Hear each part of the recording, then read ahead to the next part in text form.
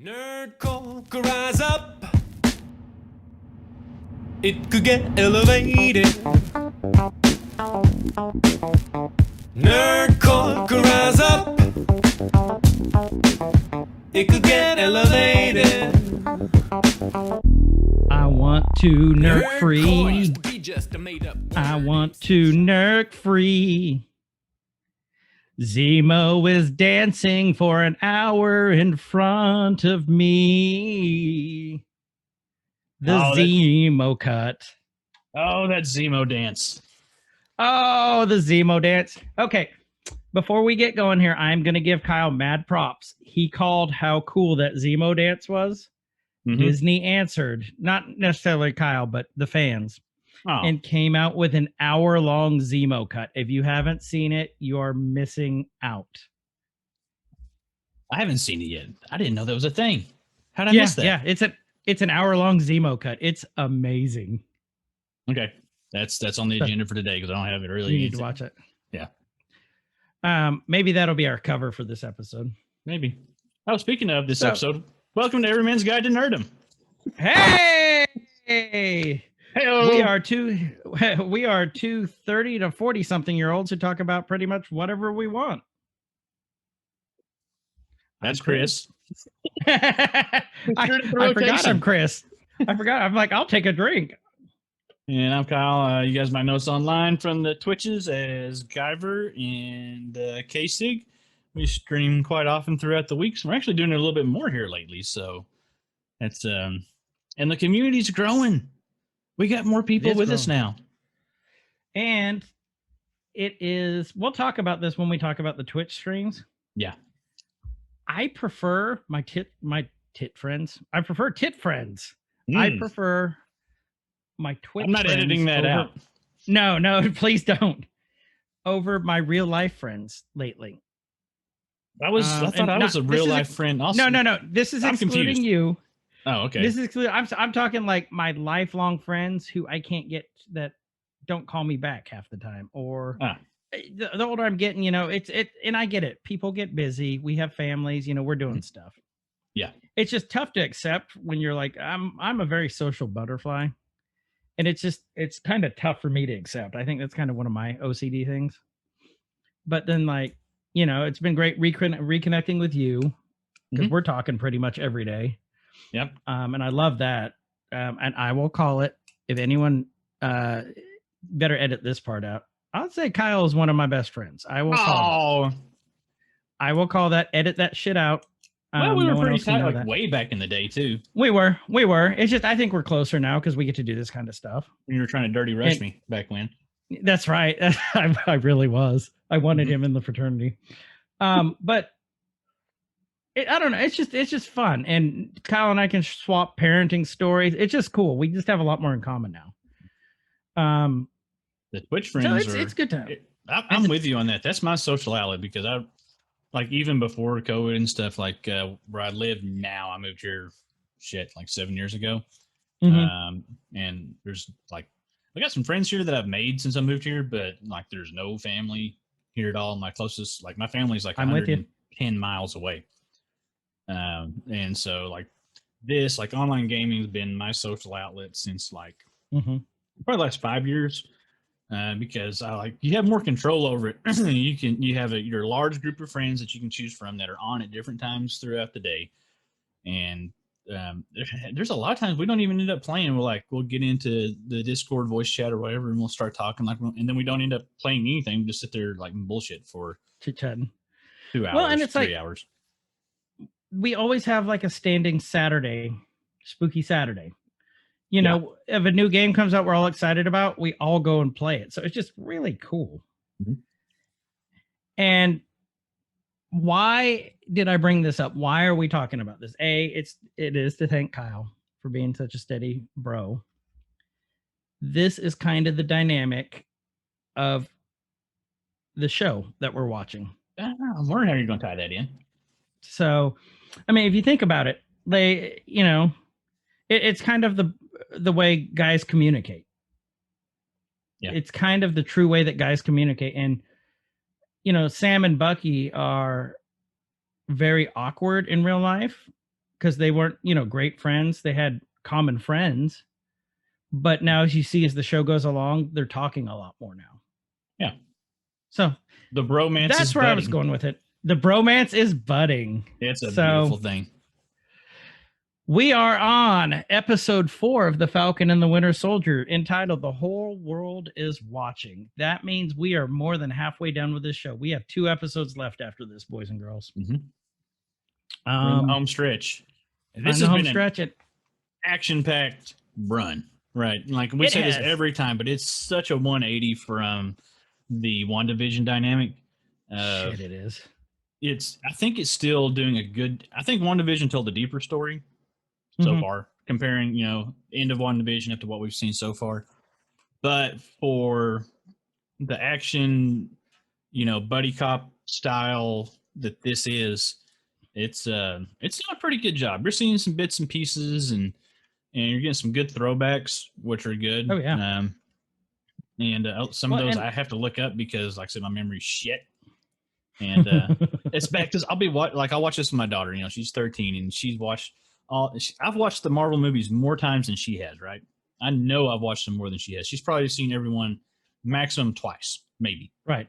A lot of them one time, and she remembers stuff like from movies that we watched like 4 years ago. She's like, "Oh, that's because this happened in Wakanda." I'm like, "I don't remember anything. How do you remember that?" It's like, it's because she's young. It's because she's young. You're starting to call stuff out now because she knows that I don't remember it. And I'm starting to wonder if she's making stuff up. It's like, oh, Dad doesn't remember this, so I'll just tell him this is what happened. I mean, that's what's I think is really cool is you're getting to share this with your kid. Mm-hmm. I think that would make that a lot more magical. Like, I can't wait for that. Like the youngest one, she's 4. Mm-hmm. She's my Obi-Wan greatest hope. Because the 9-year-old could care less what I do. 9-year-old will come around. It's ups and downs. There's phases. I would say yes, because she was awfully sweet when she was 2, 3, 4. But now she's definitely becoming her own person, and she's more like her mama. My 13-year-old, she was a pretty sweet little girl. And then she hit the preteen years, and now she's a moody asshole half the time. Still love her. I mean, I'm just gonna call it like I see it. Yeah, we love them. We love our I've kids. told her that. I mean, well, I haven't told her like, hey, you're being an asshole. Maybe you should. Maybe she's like, and it'll surprise her. But yeah, she's at that pushing the button stage. But we do have, like you said, watching this is a good time for us to connect. I really don't give her a choice because we watch this together Friday evenings usually the weeks that I do have her. If I've already watched it, I'll wait and I'll rewatch it with her. But we usually watch it like at dinner time. And like, hey, I made dinner. You want to eat? She's like, yeah. It's like, well, you guys sit in here and watch this with me if you want your food. And then she'll sit and watch it, and it's become this kind of ha thing. And I guess I'll eat. But we did the same thing with WandaVision. Yeah. Well, see and I've noticed the difference between this one and WandaVision. So I've got some friends who. One, he's going to be on the show, Mr. Adam J, for one of the music episodes, who he believes 1987 is the best year for music. Fight me. That was his words. That was his text to me.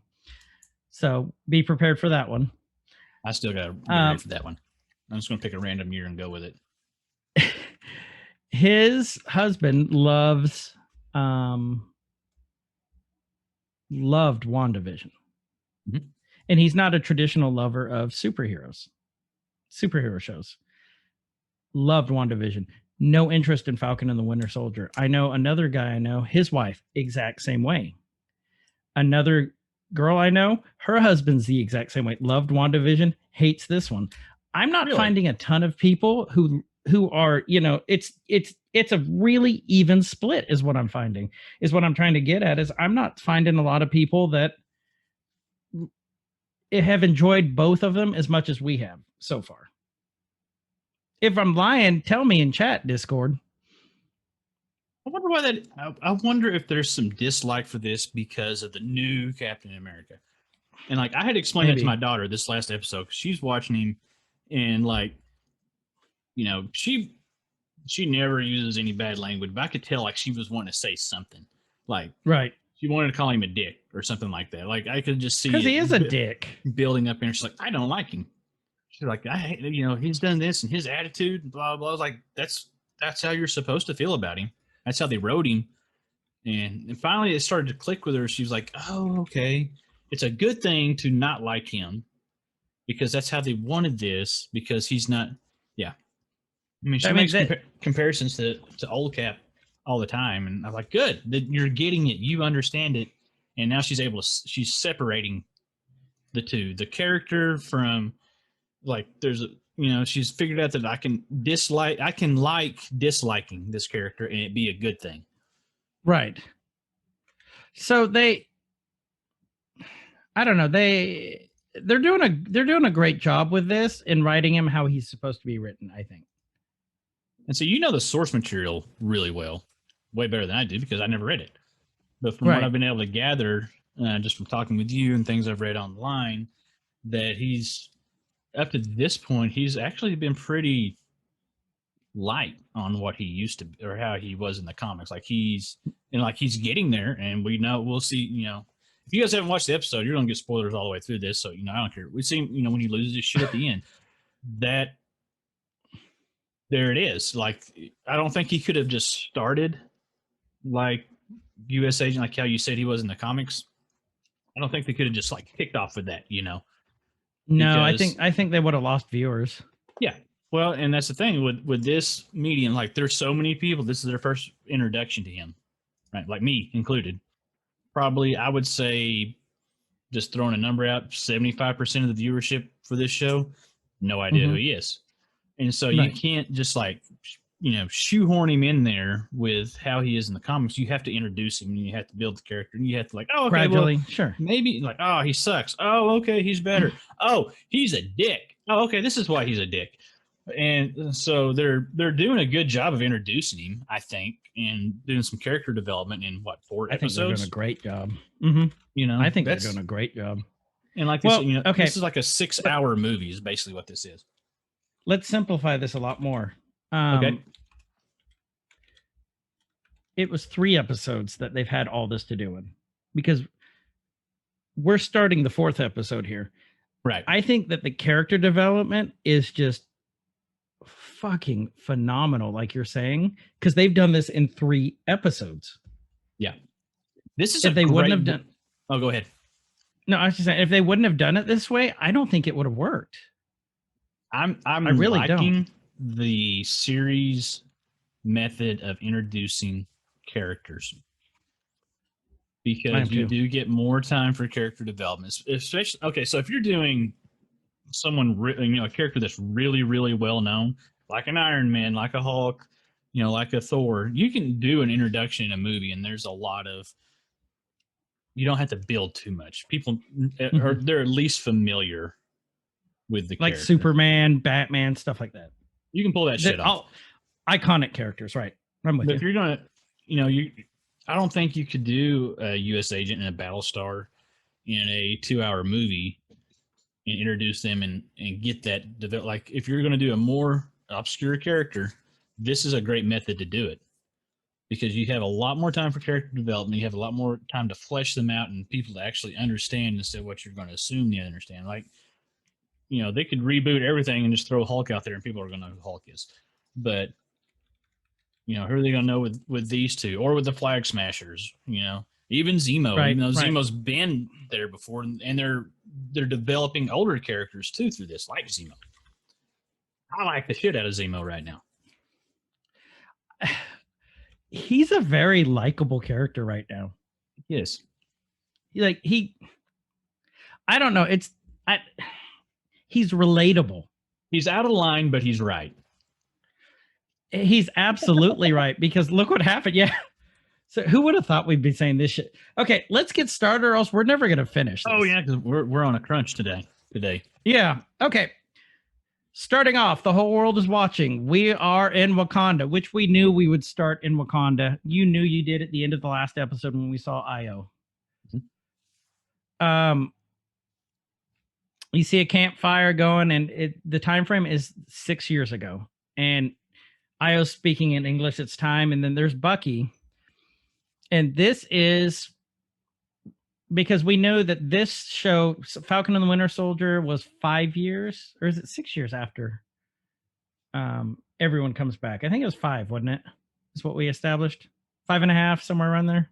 Yeah, it's very recently after the unblipping. Right. So this is right before they find Endgame, because Bucky's still missing his arm. And Io is, how do you pronounce it? They pronounce it right in this episode. The Dora Milaje. Close enough. Like, if you don't know the back history on them, they're badasses. Yeah. They are amazing. They would make any special elite unit cry.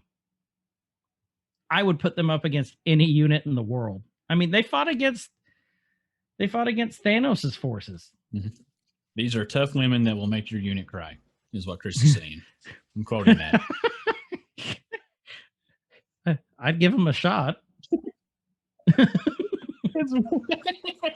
It's worth a run. I'd let them. Yeah. Well, you wouldn't have a choice.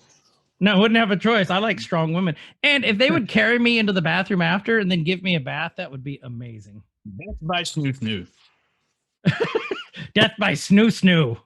If you don't know what snoo snoo is, we'll go over that in another episode that we have that will be coming up this year. I'm scare roused. So Kyle's just got a very sexy disease. So they're talking, and then all of a sudden Io starts speaking in Russian. She starts going longing. And then, did you know what was happening at this point? Well, I knew she was throwing out the keywords. I didn't realize quite that she was testing him, but she was breaking him, really is what it was. Yep. In a good way. She was breaking him free of his programming. Yep. So it's the keywords in Baron Zemo's book that activates the Winter Soldier. So she's going through, and you can see Bucky. She broke Bucky. She broke Bucky. He was kind of tortured, but he didn't snap. I mean, he was really, good for Bucky. Yeah, this is what he was wanting. They helped him, and you find out it was Io and Shuri that broke him of the programming. Yeah. So I don't know. It was just a really cool scene, and Bucky was crying by the end. Yeah, we get a good look at long hair punk rock EmoBucky again, which that was the best look for him. I think he looked more badass with long hair. Now he's kind of he went from I think you're right, troubled teen youth Bucky to like corporate Bucky, like cleaned up. I think he looks older. His face looks more worn. Well, he is worn older now. He is older, but you know what I mean though, with the shorter hair, I just think it makes him look older. Yeah. I don't know. I like corporate Bucky because I just like Bucky. Yeah, but EmoBucky looked more intimidating. I think it's something about the long hair and the mask. I'm still saying that's one of my favorite badass looks from the whole MCU. That he looked like a Mortal Kombat character. Like he should be in one. Actually, I would agree with you. I would highly agree with you on that. So now we zip back, I guess, to present day. Yeah. Where they're in the alley again. And the first thing that Io says is, it's not, hey, how's it going? Good to see you. Hey, I haven't buddy. seen you in a while. Hey, you remember that time we smashed? No, it wasn't that. It was, how could you free him?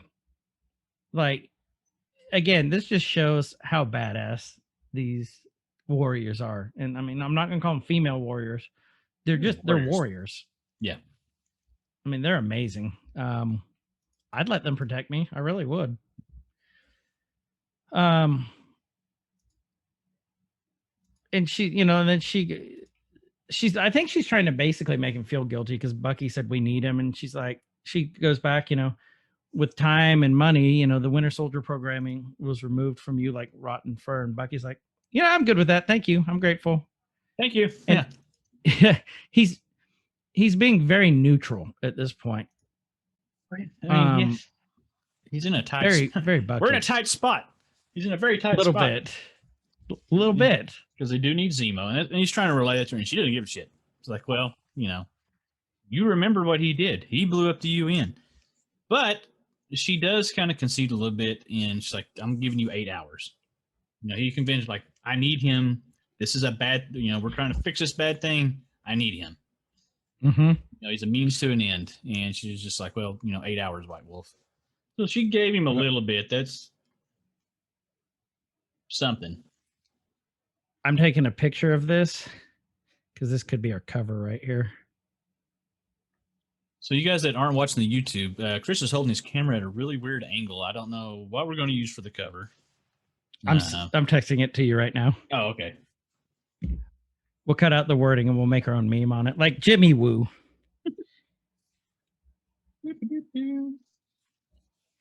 So, okay, well, Kyle's waiting on that. I'll go with this.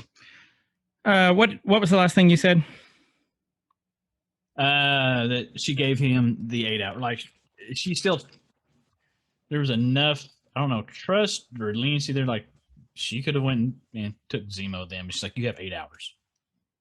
Right. Right. 8 hours, White Wolf. And so now Bucky's, on a time crunch. And we're at him walking back to talk with Zemo and Sam again. Okay, when I was walking off, I looked at the missus and I go, "Holy shit! Look at her guns! Did you see like just how toned she is? Yeah, those ladies are ripped. Like, holy shit!" Again, I don't think you get an option. No. So, okay. So next thing we know, Bucky is walking into what we assume is one of Zemo's safe houses. Yeah. One of his summer cottages. And, Zemo's coming out of the shower all fresh and so clean and pretty. Well, he danced really hard recently. He had to wash all that funk That's away. true. All the dance That's true. The dance funk. He got jiggy with it. Funky Zemo. Funky Zemo. So, and then Bucky, just lets him know, hey, the Wakandans are here. They want Zemo. And Zemo's like, were you followed? And Bucky's like, nope. And, Bucky's basically, or Zemo's questioning Bucky. He's like, how can you be sure? He's like, because I know when I'm being followed. Because, Bucky's the ultimate at creeping. Yeah. And then nothing slips past him because he doesn't blink. He just stares. I go, does he always just stare? Yeah. And then Zemo, being Zemo, why I think they kind of make him likable. He's like, well, it's, sweet that you care. He's more and more likable. Like, he has his moments where you're like, I don't want to like him anymore, but you're just something. He's very charismatic. Yeah. Well, and that's the character itself too. Like, he's manipulative. Are we being manipulated without realizing it? Is Zemo conning us through the TV? I kind of think maybe. Yeah. Because he's super smart. You know what I mean? Yeah. Zemo Suave. So yeah, I don't know. I like him. I just think he's a great character. And this is showing a lot more of him. You know what I mean? Yeah. We need more Zemo. And we do need more Zemo.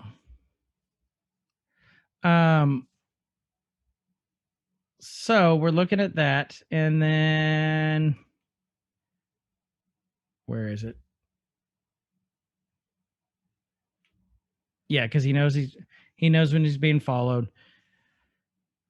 It went backwards on me. And then he's like, hey, it's sweet that you're defending me to the last. And then Sam snaps at him and goes, you killed Nagel. You don't get to, he's like, basically telling him, you don't get to be sweet. Yeah. What did he say? Oh, crap. There was a line here.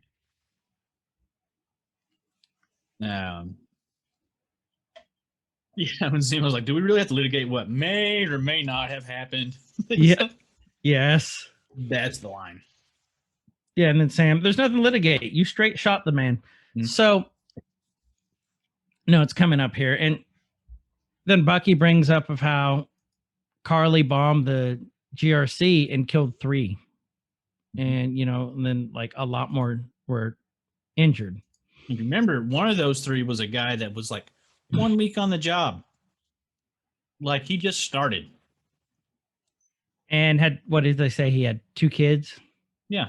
Yeah. Because he's starting to argue with Zemo. And his healthcare package hadn't even kicked in yet. No, it hadn't. He wasn't there 90 days. No. And no, he wasn't vested in his 401k. He just got screwed. No, he wasn't. Carly's a bastard right now. Yeah. So Zemo is arguing with Sam at this point because Sam's like, she's just a kid. This is where Sam is starting to come into his own. I think they're starting to flesh out Sam this episode, especially a lot more. We knew that Sam from the Winter Soldier, Captain America, the Winter Soldier, was a counselor. Mm-hmm. His job was to counsel soldiers who had just come back from wars and couldn't get adjusted. So he knows how to talk to them. And they kind of, after that, they kind of left that, like that never really came back up much more. After that. Until this episode. I'm glad they're going back to that. I am too. I think it's great. I'm glad they're fleshing out Sam more, which leads me to believe Sam's going to be the next Cap, because they're actually fleshing out his character more. I think it's going to be Zemo. He's going to come in with a shield and he's just going to start dancing. He goes, "Now's the time on Sprockets when we dance."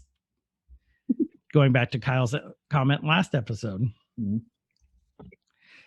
And I thought this was extremely important part here too, where Zemo calls Carly a supremacist.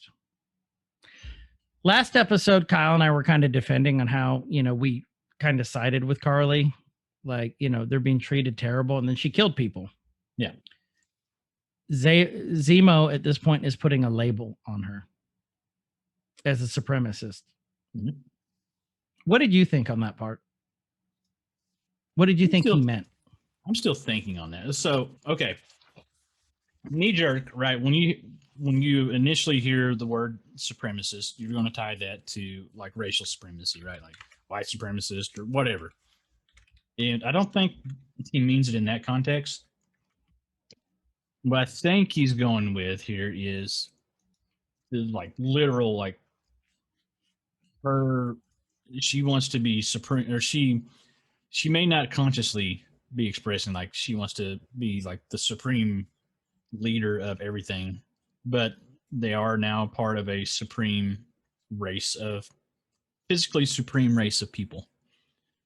And so it's not like, I'm better than you because, I'm German or American or white or whatever.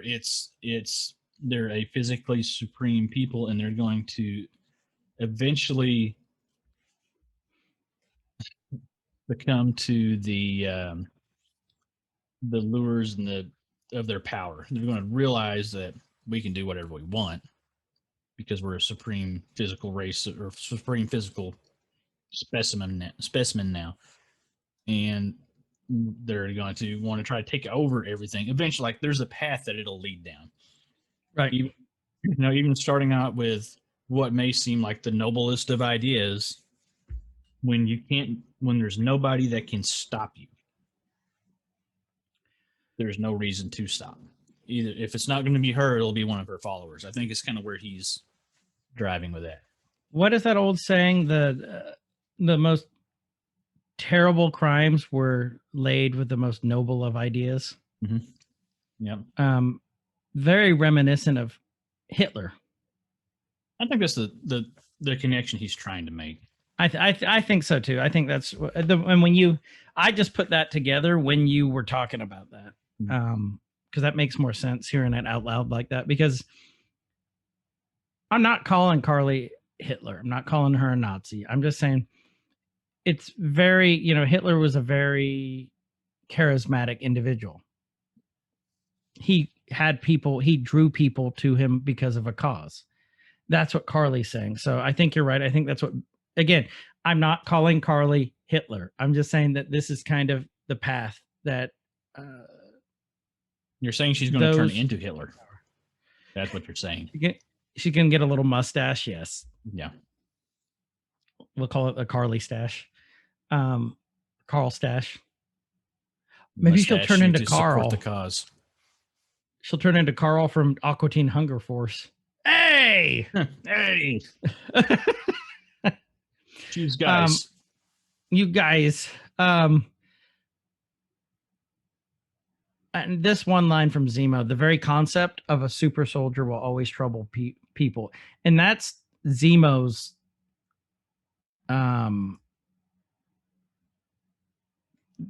that's what he lives by, because he hates super soldiers. Yeah. And he's right. He says, what did he say? Like anyone with she won't stop until, and she'll escalate until you kill her. Mm-hmm. He said it's that warped aspiration that led to Nazis, to Ultron, to the Avengers. Mm-hmm. Go ahead. Oh, he says like anyone with that serum is inherently on that path. Now he does show here that he says, anyone with the serum is eventually on that path of supremacy, like he's saying. Mm-hmm.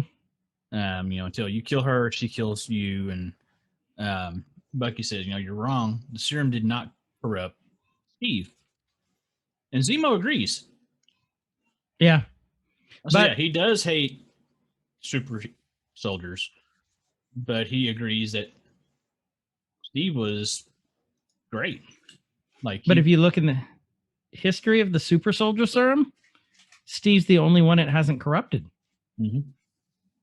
Literally the only one. They've never been able to successfully recreate it without people going crazy. And that's what we're seeing with Carly. Yeah. Steve was so selectively selected. Mm-hmm. And you don't have that with the rest of these. It's just people trying to get power.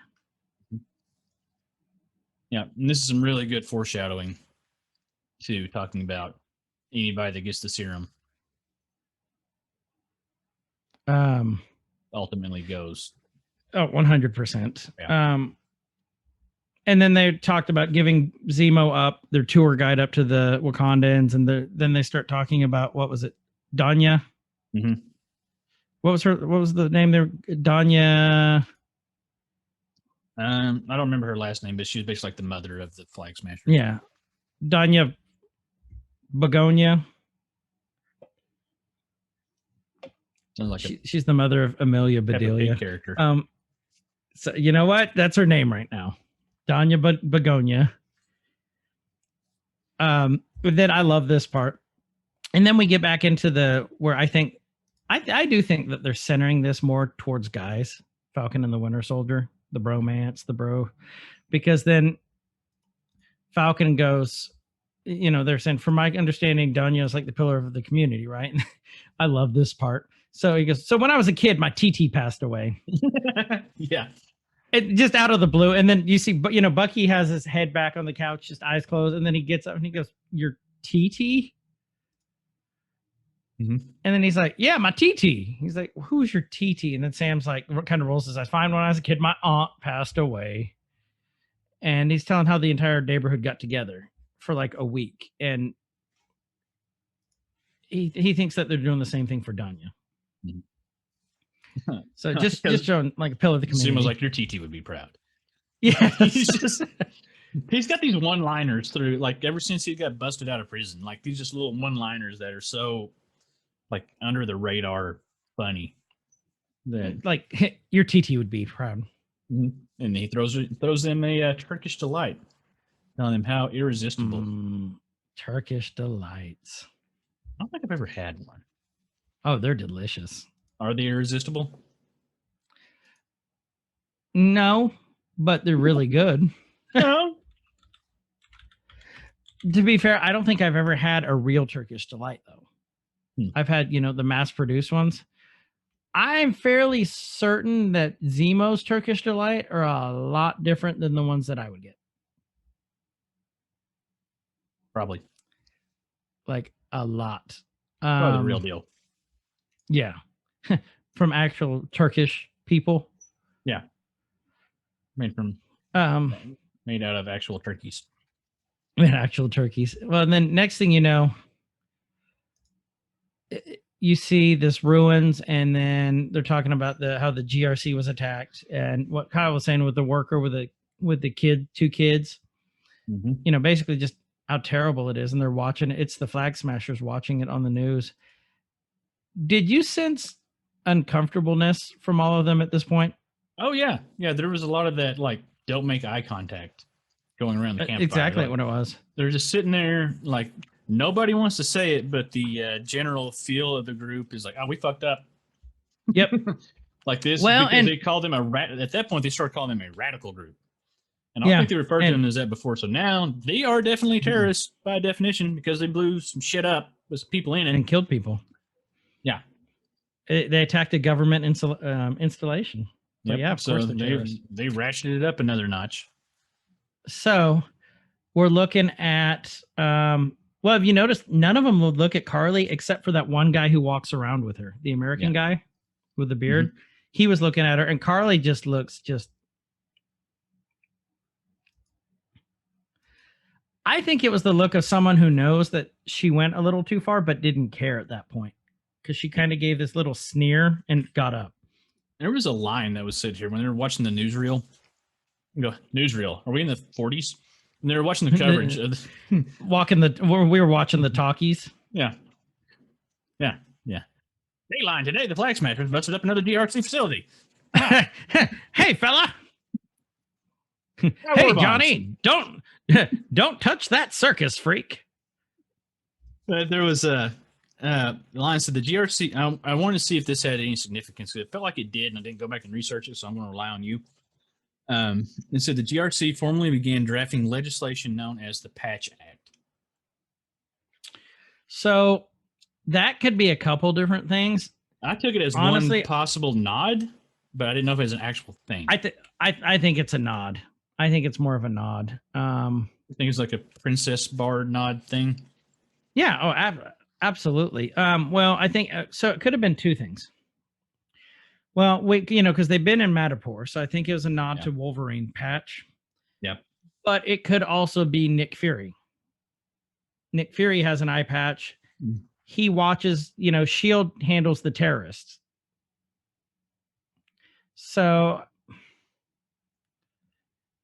if I had to pick between the two, I would say it's more of a nod to Fury, since Fury's established and Howlett isn't yet. James Howlett, if you guys don't know, that's Wolverine's real name. 616 Wolverine. Who also went by Patch and Madripoor. So, but if I didn't know Fury wasn't established and only knew the comic stuff where Wolverine hung out in Madripoor, I'd say it's a nod to Wolverine. So I'm kind of on the fence about it, but I'm leaning more towards Fury. I'm leaning towards Wolverine on that, just because you had stuff Madripoor last up, and then this. I'm gonna go with that. So that way we have all the bases covered in case it does happen.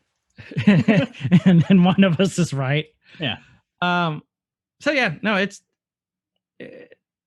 good question. Next thing you know, we're back in that shitty camp, and then there's BMO. It's not BMO from Adventure Time, not BMO. Zemo's wearing his coat. Who is the mother? Who is the father? Yes. It's Zemo. BMO. Then they're in this camp. You know what they're doing. They're trying to find Danya Begonia. Mm-hmm. See where she is, or like if they know anything about the funeral, because they know she's dead. Yeah. So they're wandering around upstairs, and I don't know about you, but at this point, this part really hit me in the feels. Like he's talking, he's like, "Hey kid, and all these refugees. Danya Badani There was you her go. name. Begonia's close. Closer than I was. No, not even. No, I wasn't even in the ballpark. Danya Bagani. She, all these refugees are running anytime they try to talk to him. And I don't think it's because they know who he is. I think it's just like, oh, stranger danger. We've been going through some bad shit. We don't know this guy. We've been sounds like the displaced and people that are disowned. screwing us over because he's American. Mm-hmm. So Sam finally, I think you're absolutely right, by the way. Sam finally finds this guy with these kids who don't run away. And she said, do you know Danya Madani? She was a refugee here. And the guy gets up. He says, we're not refugees. We have nothing to seek refuge from. Super, super important 2 lines, because he says, we're internationally displaced persons for what it's worth. These are people who have nothing that they're actually running from. These are people who helped rebuild after everyone came back.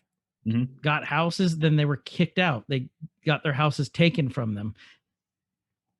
Were they were they helping before the unblipping? I took it as they were helping. Okay, so during that 5-year period when everything just fell apart, that they went to all these different places and they basically took up, homes in places that were empty, I guess, from people that poofed. And helping to try to reestablish the world. And like they said, there's no borders. And like everybody was working together. And then everybody came back like, oh, now you got to go. And now you have nowhere to go. We're kicking you out.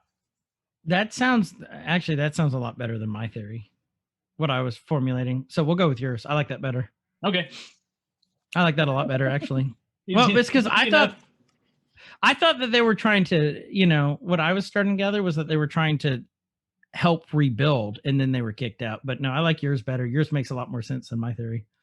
You guys tell us in the Discords your theory.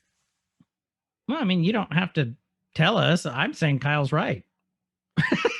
You can still tell us. We're going to go with I'm right. We're not even going to talk about it past this. We're just stamp it. We're good. Stamp it. Okay, we're going on. Basically, the guy's telling them we don't trust outsiders. They didn't send us shit. They didn't send us supplies. They haven't sent us extra stuff, extra teachers, supplies. And he said, we basically been doing without anything. Supplies means food, basic necessities. They said that they would. It was 6 months ago. Now we know the time frame that this thing is just literally fucking over these people. Yeah. And it's not cool. Nope. So, I mean, what are you going to do, though? Start blowing stuff up. Take some serum. Because you can. And then now we have singing Zemo singing Baba Black Sheep. Creepy Zemo. The only thing he's missing in this scene is like a windowless van with like free candy spray painted on the side of it. Or like, who was he? Randy from American Dad, the little ginger guy who had the secret mattress behind the waterfall at the water park. That would be Zemo right now. Yeah. Hey, you kids want some candy? It was a good day. Yeah. Not weird at all. Come here, children. But, him saying the Turkish delights are irresistible. I don't think he was referring to candy either. He was. But then he said, this is what I hate but love that Marvel's doing. He goes, here's Turkish delights. He puts them on this bench, Turkish delights. And then he says, very sad, and he's looking off into the distance, kind of like through the little girl. It was always my son's favorite. And you really feel for the guy at that point. You really do. So what are you going to do, And he says, my old friend Danya passed away. And he would like to pay his respects. So this shows how Zemo to this little girl, and she's like, yeah, I know. And he says, whisper in my ear, which is just even more creepy. Well, I think what's more creepy is staring Bucky's watching the whole thing go down.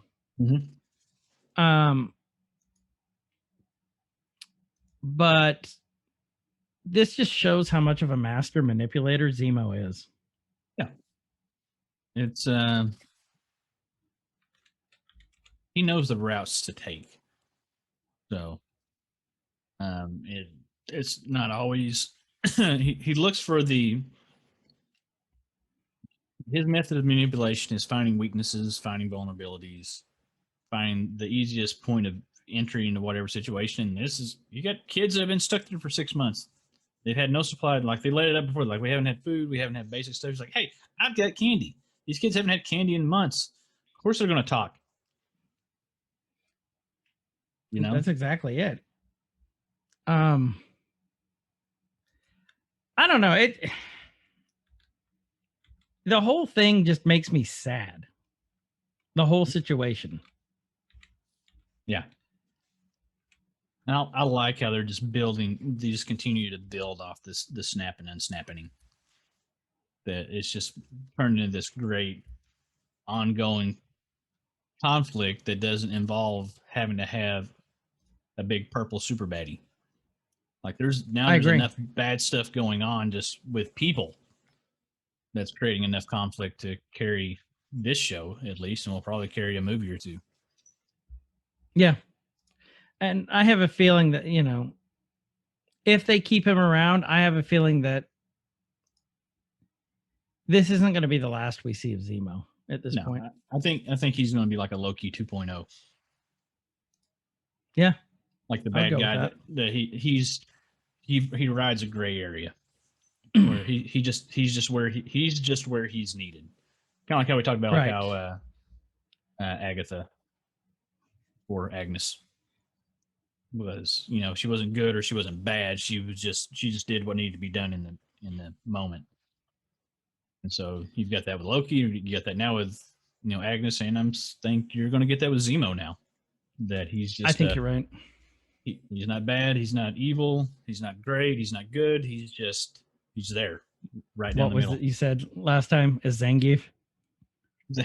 He's the bad guy, but he's not the bad guy. Bad guy. Yeah. So I think you're right. And then, you know, they come back and they said 5 years, people have been welcomed into countries that have kept them out using barbed wire. So I think this is where you are right. Countries without borders, because half the world went away. Oh yeah. And that, you know, kept out that barbed wire. So you had literal countries that were separated by walls with barbed wire and armed guards and stuff. And then when everything went to shit, all that went away because everybody realized like we need to come together to make this work. And so you had we need people to rebuild stuff, society. Yeah. And I think the setting for this where they're at in Europe really works well for that, because you have, you know, so much division with those countries and fighting over whatever, that all that went away because, you know, for the greater good, they had to work together to survive. Mm-hmm. When you can see, this is where Sam's turmoil is coming into play with Zemo and Bucky are on one side. You know, with Zemo and Bucky, it's black and white. Yeah. With Sam, there's all gray areas. And I think that's what you need, because that's what Steve had. Steve did not have black and white. He had gray areas. Even though he was the soldier, he followed orders. He also knew the difference between right and wrong. Right. And that's a fundamental difference between him and John Walker. Yeah, I think that gives more credence to your Sam as the next Cap. I think that's why I think they're this scene right here does that. Right. So they're talking, and Sam's just like, as soon as everyone came back, everything's the way that it should be. Carly's doing something. And then Bucky asks, do you think her ends justify the means? Then she's no different than him or anyone else we fought. And Sam's like, she's different. Doesn't have the same motivations. So it's really, really interesting to see where they're differing on philosophies. Mm-hmm. You have the soldier versus the Winter Soldier. Winter Soldier, you know, any means necessary. So I just thought this was a great little scene. Yeah. And then he said, Bucky points out, he goes, that little girl, what'd she tell you? And then they both kind of look at it, and Zemo is the little kid with his hand in the cookie jar that just got caught. Huh? He's like, funerals today. Yeah, the funeral's today. Then I'm going dancing later. Yeah, here, have some Kool-Aid. It is delicious. It's Turkish Kool-Aid. Irresistible. And then Great if you just referred to everything as Turkish something from this point on. Turkish Series. Turkish Zemo. Yeah. Turkish Bucky. You are Mhm. you are delightful. Mm-hmm. And then he said the funeral's this afternoon, and Bucky's like, the Dora's coming for you at any moment. I love just how matter-of-factly Bucky said it too. He said, they're probably outside right now. And he's like, keep talking. He's like, they're like, just tell us where it is. And Zemo basically tells him, I want to keep my leverage. I know what's going to happen if I tell you and you get Carly. You're going to give me to the Dora. Yeah. I mean, So again, preservation is kind of important for Zemo. Well, I think self-preservation is important for almost all of us. Yeah. I think it's super important. And that's a fundamental difference, again, between the Captain Americas. While Steve was fundamentally selfless and self-preservation wasn't a thing for him. Look at the grenades. Yeah. He jumped on it to protect people. When they brought it up with John and he just scoffed at him and said, yeah, I put my helmet on him tons of times. Mm-hmm. It's not to save others. He was practicing this. It wasn't a selfless act. His helmet's reinforced to take grenades. No. It wasn't selfless for him. You think they built it like it was purpose driven? They're in the labs and they're just like putting the new cap suit together, and there's like that one guy, like his one job is to make the helmet. And he's like, God, it looks cool. The eye holes where I want them. He'll probably deflect some small rounds fired. Like, hey, we need that to absorb a grenade, Steve. Shit. Yeah. He goes, I'm gonna need more donuts. Yeah. Honey, I'm gonna be working late again. Yeah. No. Yeah, bullets were good, but now they want us to stop fucking grenades. So yeah, I'm gonna be here all week. Yeah. Tell the kids I'll see them later. Oh, I thought it was great. So okay, let's talk about this other part too. So we're in Latvia again, right? Where they're hanging out. So this is a safe house in Latvia because they know this is where Tom Bombadil, what's her name? What? I can't remember her name now. I can't because I'm going with this. I can't remember her name. Mama Flag Smasher. Yeah, Mama Flag Smasher or Tom Bombadil. She Bill Ford Boater. They're in this. Yeah, a Bill Ford motorboat. That would be the worst superhero ever. Bill Ford motorboat. Latvia. What's your power? Ooh, it's like Nixon. So Latvia shares a border with Latveria. Okay.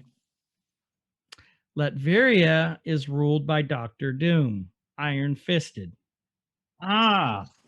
So where we had the theory, I still am holding to the theory from WandaVision that the engineers read. Now we're doing Marvel geography. We are doing Marvel geography. I'm still holding that was Reed, right? Where was Sokovia in relation to all of this geographically? I want to say it shared a border too. Okay, because it was kind of that. It was like a Eastern, like a European Eastern bloc type, like almost the same as this. Yeah. So that's what I think. I think it's. I want to say it probably shares a border. I don't know. We'll have to look that up. Okay. But I think that this is more foreshadowing that we're gonna get Fantastic Four soon. At least in something, yeah.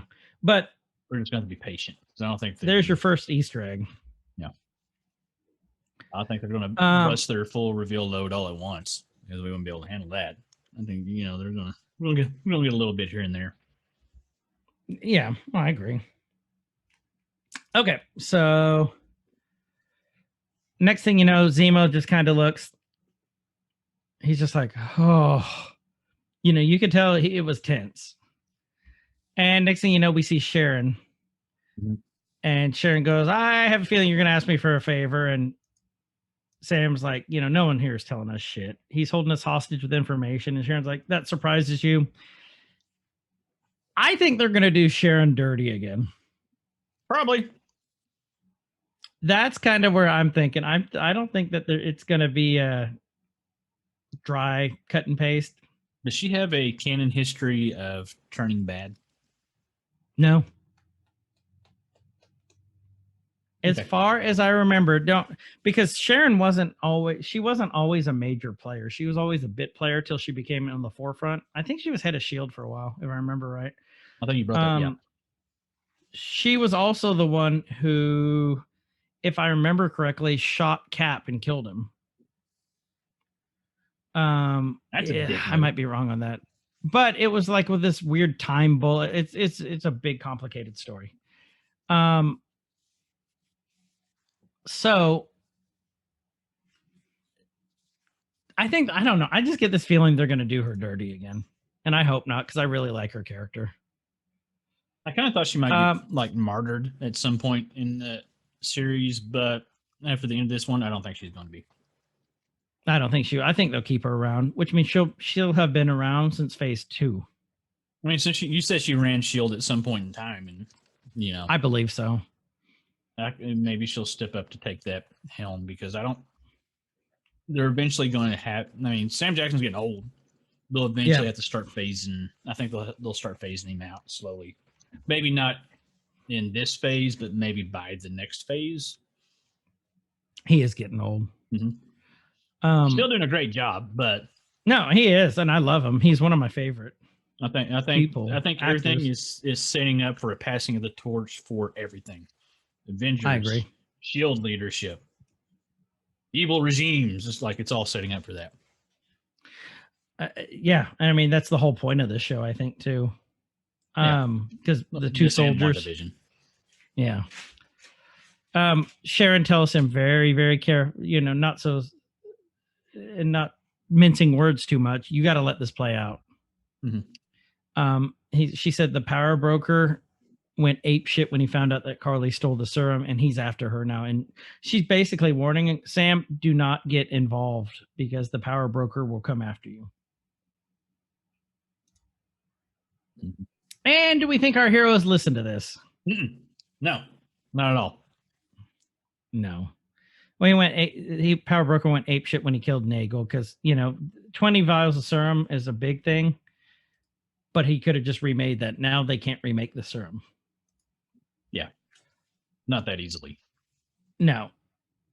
So they hang up, and next thing you know, we see Carly walking into this graveyard with the bearded American guy. I don't know his name. Did they ever tell his name, or do they just refer to him as Super Soldier?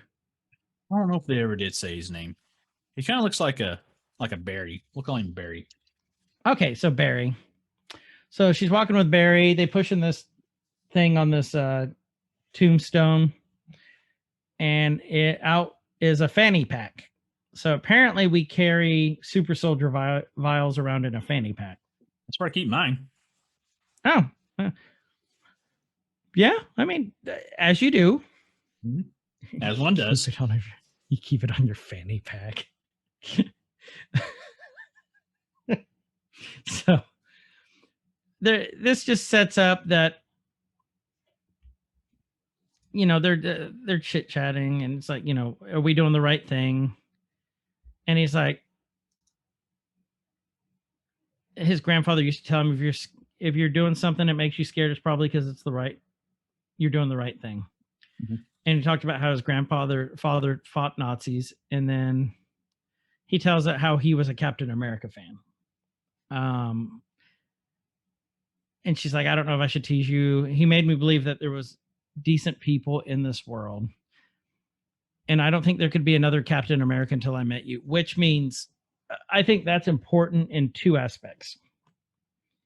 He truly believes in the fight, in the cause. Mm-hmm. Number one. He believes that Carly is righteous in what she's doing, so he's going to justify anything that she does because he believes in it. 2, they do not see John Walker as Captain America. So I think that's super important. Well, and it kind of shows her. I mean, she's not super charismatic, but it shows that people are following her, kind of like what Zemo was talking about earlier in the episode. Mm-hmm. She's got a following now.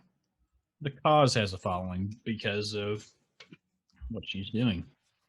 Because it's not, and he brings it up too.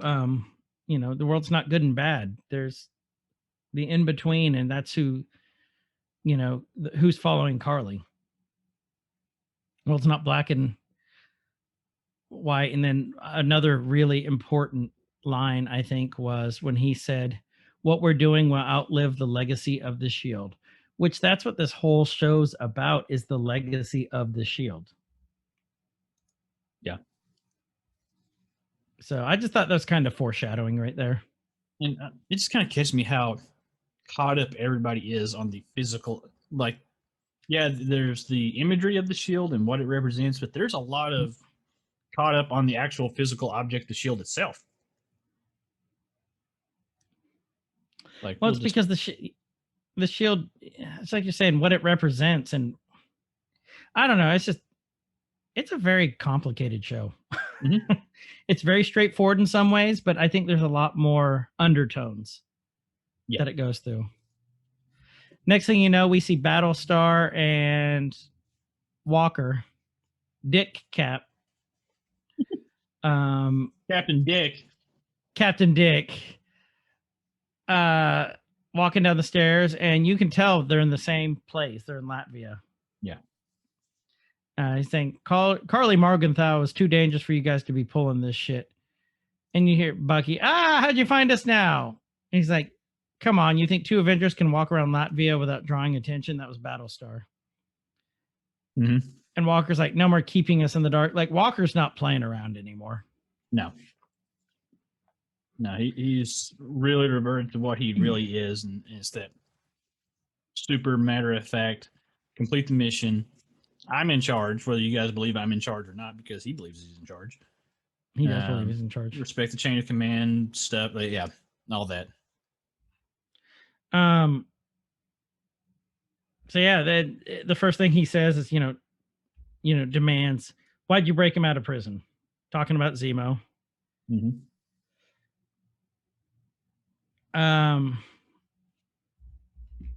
And then I don't know. I just thought this was funny. We knew this was coming to head. He did that himself, technically. This better be an unbelievable, and he's coming at him with his arms flailing. Walker's coming at Bucky, and Sam kind of pushes him back, says, hey, take it easy before it gets weird. And Zemo's like, I know where Carly is, and just kind of starts to walk past. And he's like, well, where? Dick Cap, Captain Dick. And Zemo just kind of brushes past him, says, we're going to a funeral. See ya. Kind of pushes him aside. Yeah.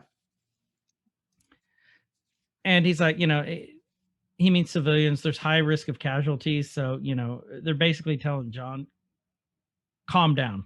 Yeah. When they're standing there facing each other, it's like the most epic chin standoff ever. In Battle of the Chins. Battle of the Chins. You got, Walker's strong, prominent pointy chin. And you've got Zemo with his wide, girthy chin. And they're just, yeah. I like it. The Battle of the Chins. I like it. It is the Battle of the Chins. Battle of the Bulge, Battle of the Chins in Marvel. Yeah. Who wins? And here's something that I just now saw it. I didn't realize this. So when they're sitting there arguing, right? Mm-hmm. And right as Zemo is brushing past him, in the background you see, there's a couple of street youths walking past. Right. And they pull their phone out, like you barely see it, and they're filming and taking pictures of like, oh, there's Captain America. There's it's just like a split second. It's really, really quick.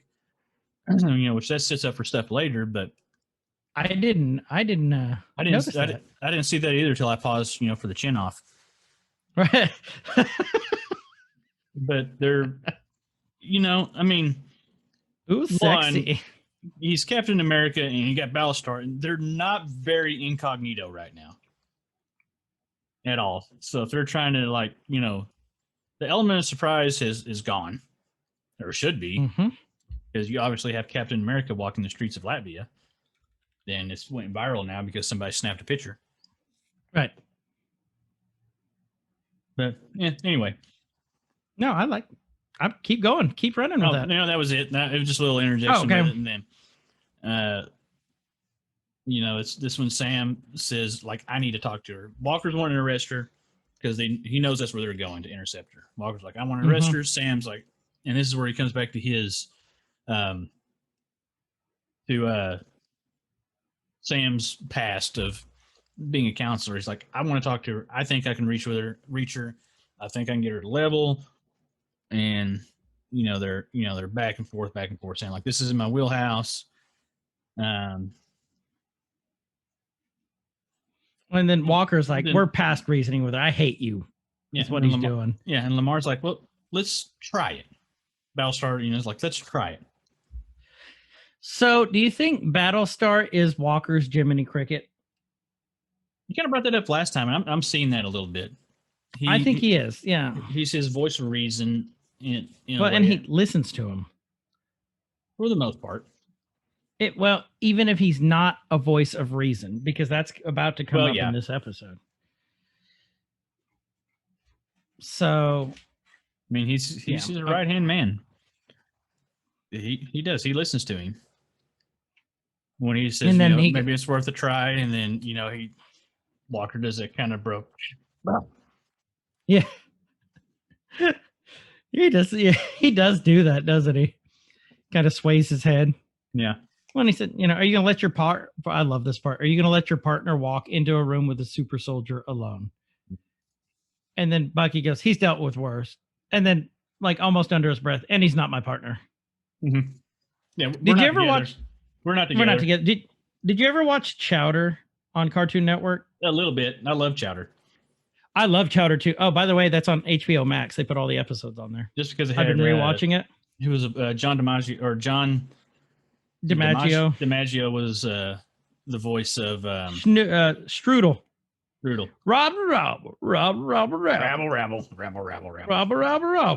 I know that voice anywhere when you hear it. So yes. So whenever I agree. So whenever he says, and he's not my partner, that reminds me of Chowder. Whenever Chowder goes, she's not my girlfriend. Yeah. Every time he did. Yeah. Every time that he did this, it's Chowder going, she's not my girlfriend. He's not my partner. Yeah. We're not partners. We're just, they're superheroes with benefits. So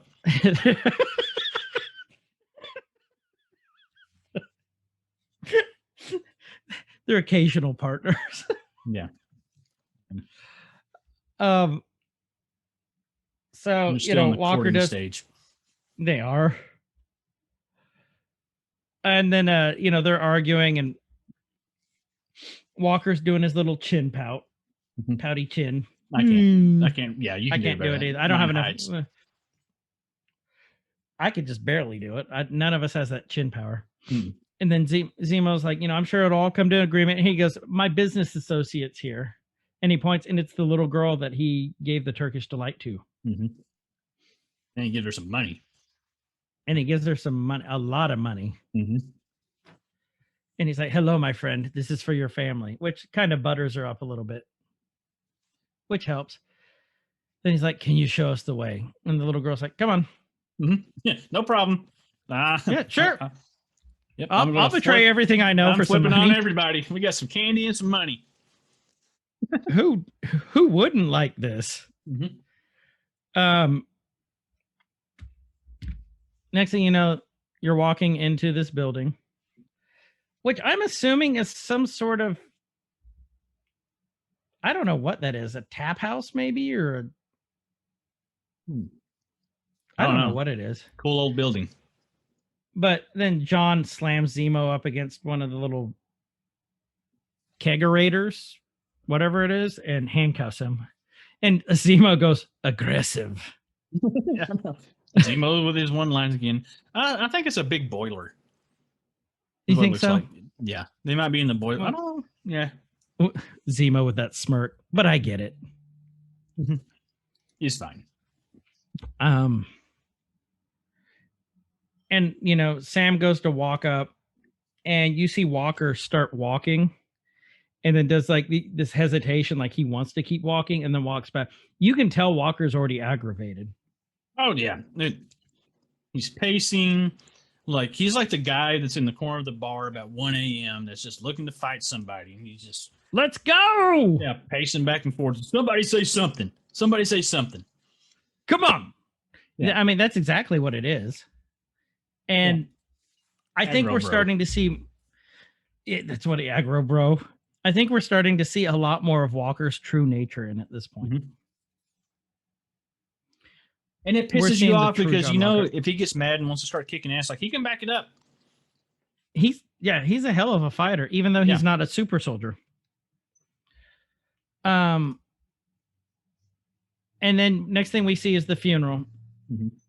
Okay, so something that I took away from Carly's speech here, she's just talking about the way she's talking, it's very reminiscent of the speech that Sharon Carter made at Peggy's funeral in Civil War, because they're both about both characters are sharing their values, they're vocalizing their values while paying tribute to the people who helped shape them. Because for Sharon, it was her Aunt Peggy. For Carly, it was Tom Bombadil. Yeah. Well, you got from this like this group of people, like she took in the homeless and the weak and the displaced and you know the orphans and the people without homes, and she was basically Peter Pan, and these are her lost boys. That's a good one. Now. Except she's dead. Mm-hmm. But Does that Sam's does in that the- make Carly Rufio? Roofie. Oh, well, they have the same colored hair. Yeah, they both have cool hair. Yeah, She I like can kind of fly a little bit. You know, she's pretty. She's a super soldier. Yeah. She did see Sam. Sam's lurking, watching, and she saw Sam up there, but you know, she still gave the speech. She saw Sam wasn't making a move. Yeah, he was very non-confrontational about it. He wanted her to see him, and because that's part of it. You know, it's gaining her trust and this and being non-confrontational about it. He's doing what he does best. He's relying on his old strengths. Yep. Then we cut back to the gang in the boiler room, just waiting. Yeah, and then Carly standing over Bob Saget. She's like, I saw you over there. Bob Saget. Bob Saget. And then Sam's like, I came alone. And I don't know what it is. I don't know if you've noticed this. Sam has a swagger to his walk. It's like, you know, a guy who's well built, like muscular, but he's just got this confident swagger just walking in. Mm-hmm. It's the Sam swagger. Yep.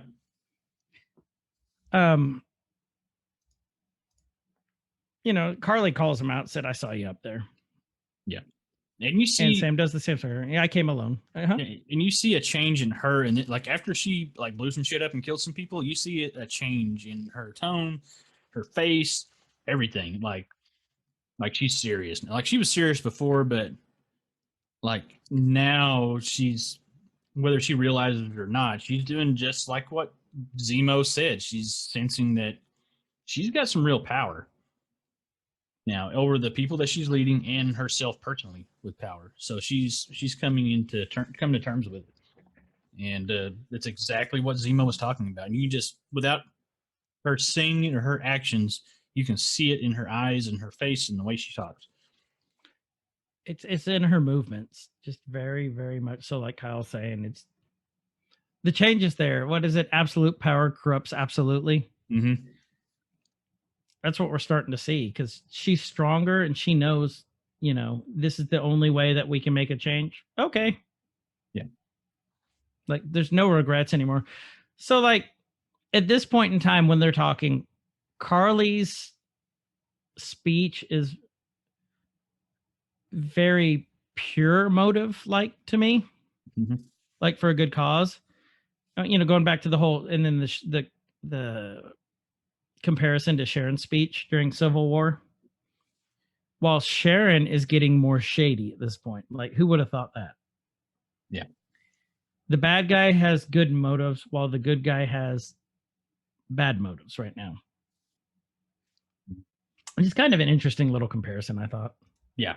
It's cool how they're it's all starting to play out. Yeah. And then, Sam's like, Sam, you can tell he was good at his job when he was a counselor.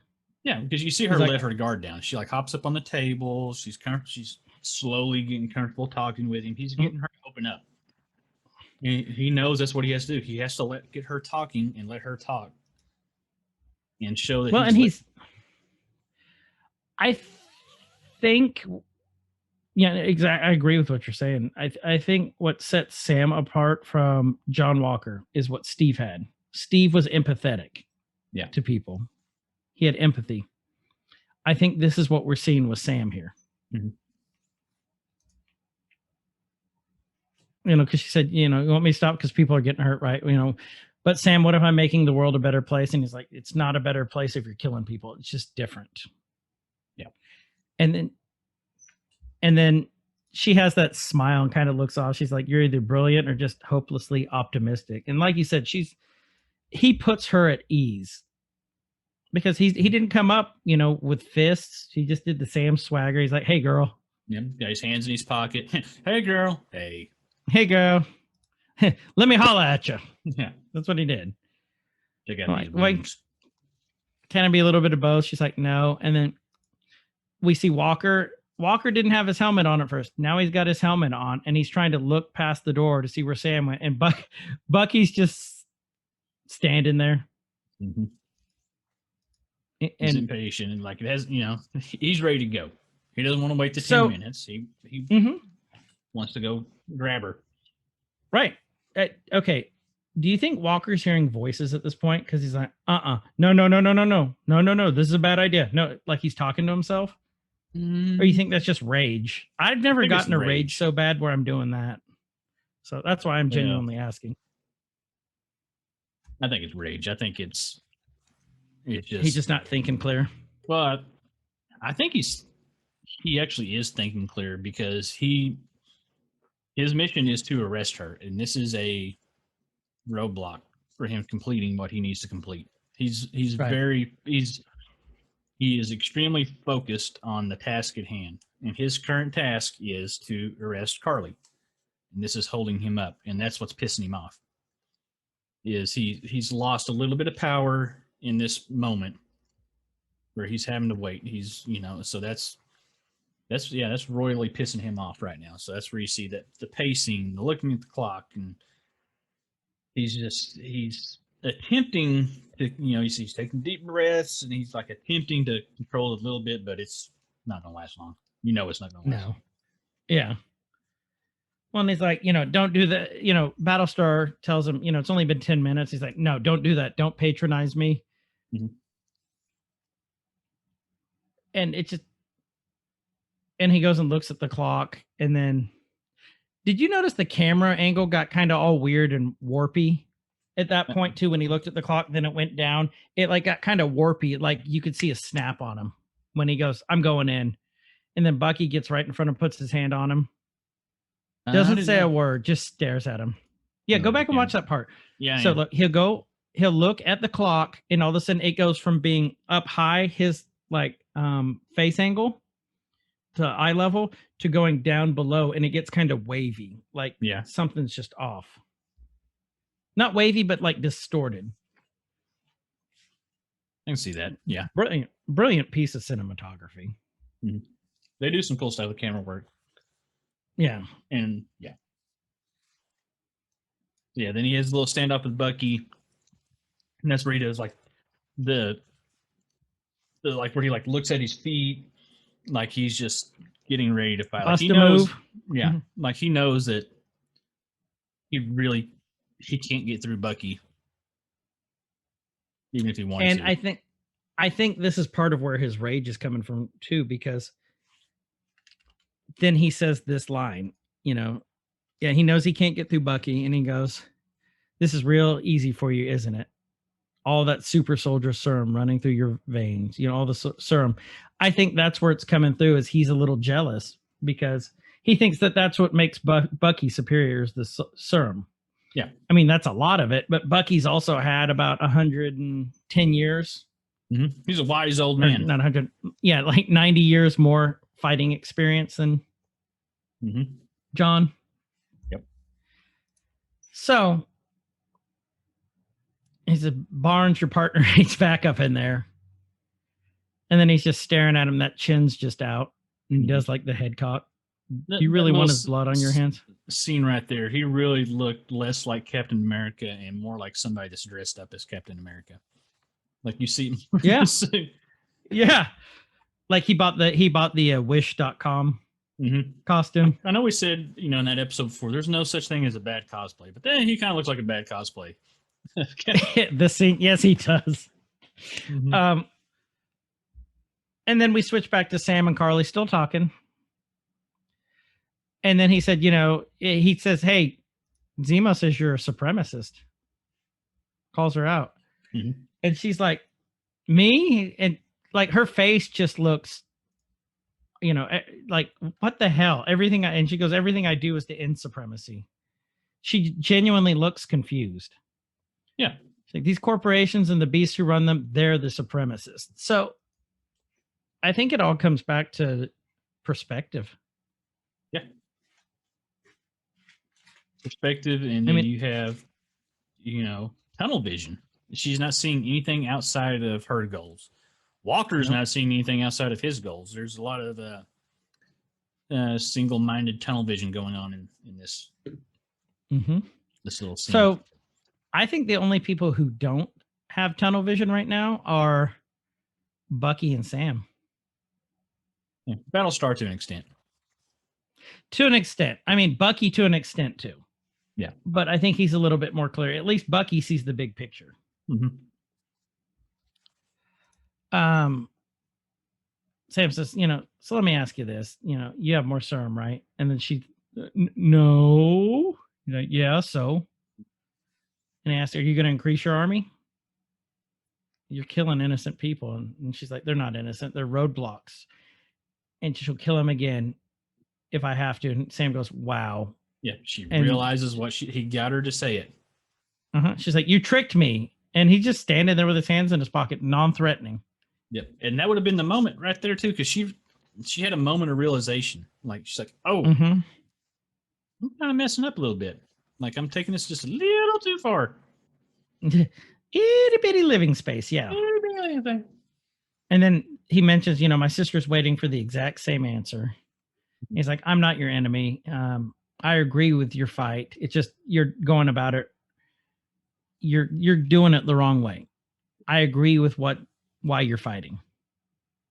But there are better ways to do it, is what he's saying. And then comes Captain Dick. Yep. Carly Morgenthau, you're under arrest. And she's like, this was the whole thing. He was tricking me until this. And then he walks up, and then Captain Dick puts his hand up. Talk to the hand, girlfriend, is what it was to Sam. It's like, we had enough time to talk. Did she call Cap Nazi before she punched him? I haven't got to that part. Hold on, I'm gonna take a picture of this because I like this picture. Go back. I didn't catch that. I got it with the subtitles now, though. Yeah, he walks in. Yep. She said Nazi. She called him a Nazi and punches him, and he gets thrown up against there. And then Carly does the very Black Panther-ish jump up the stairs. Yep. And the chase is on. And Bucky does the same, except Bucky hits the wall. Not quite as graceful. He's old. He's going to miss a step here or there. He's all, well, and then you notice the normal people stopped to block Bucky's way. He didn't punch him or anything. He just kind of shoved him out of the way. But that's how charismatic Carly is. She has regular people defending her because they believe in her cause. So they're chasing Carly through the maze of this building. She kind of almost like she looks like she's about to get away. And then here's Zemo. Here's Zemo. And he shoots her. Yeah. Shoots her. She dives for cover, flips over the table. We find out that keeping serum in a fanny pack is a terrible idea. Yep. Because she loses it, and you see Zemo's eyes just light up. Like he sees it, you know, not light up like yay, just light up like this is, you know, finally This his is what moment. Yep. Now it's Zemo's time to shine. Yeah. So he just Everything's turning up Millhouse for Zemo. Everything's turning up Zemo. And so he starts, you know, crushing all the vials. He loses his focus on Carly long enough for her to escape. Yep. And he's just, you know, river dancing on these vials of serum. He really is. And then he gets domed by the shield before he Like, could smash hard. him off. Yeah, just bong. And then he's down. He's going night-night. And then John just kind of stands over him and does that head cock again. I hate that head cock. Mm-hmm. He's looking at the ground. And, go ahead. Zemo didn't smash them all. There's one left. And so Walker... Zemo didn't smash them all. Super Soldier. I've been hearing the Pokemon theme song played on repeat in the house all weekend. That's all little man wants to sing, just running through the house. But yeah, so we see that Walker has a better idea. Instead of using a fanny pack, he actually puts it in his pocket so it won't fall off. And so we know where that's going to go. Nobody sees it. Zemo's out. They're like, "Oh, what did we miss?" And you know, Walker's like, "Nah, nothing." You know, he's just Zemo's down. My bad. Yeah. And so we get to so we cut back to Carly and what do we say his name was? Barry? Barry. Yeah, we're going with Barry. And she kind of gives a little bit more of the speech that, you know, who would have thought we'd be assigned to the same place. That goes back to like they were there to help. You know, just talking about circumstance and how they all came together. You know, it just couldn't have been by chance. There's a reason. There's greater overarching reason for all this to happen. She felt that they were chosen. They were chosen. Yeah, and so that line of talking again, the chosen thing, I think gives more credence to what Zemo was saying earlier about the supremacist mindset. She's showing more and more of it. Yep, and that's exactly it. So, Steve Aoki, he looks like Steve Aoki, does he not? A little bit. One of the super soldiers comes in. I think he looks like Steve Aoki. Steve Aoki gets a text message and it says it's from the power broker. Power broker says trying to reach you about your car's extended warranty. Like, that son of a bitch is everywhere. Wait, why? I already have the extended warranty. I don't even have a car. Because she blew it up. Yeah, she did. Yeah. Oh, she did blow up her car. Yeah, it was like a minivan. Oh, well, she didn't want the mom van anymore. Yeah, no soccer practice for the little flag smashers this week. I gotta go to the bathroom, mommy. Not now, damn it. It said, the text said, "You play revolutionary on borrowed time, little girl." You think the power broker's fucking around at this point? I want the serum back, or I will find you and I will end you. Do you think he's playing? No, I think he's serious. Like, I want my shit back. Where's my money? Where's my money, Carly? But said my money, Carly. Where's my serum? Where's my serum, Carly? And she said, and I know how to deal with Sam without a direct fight. And she said, how do we do that? We separate them and we kill Captain America. And Barry kind of looked uneasy about this. Next thing you know, Sam's on a laptop and the Zemo Sanctrium.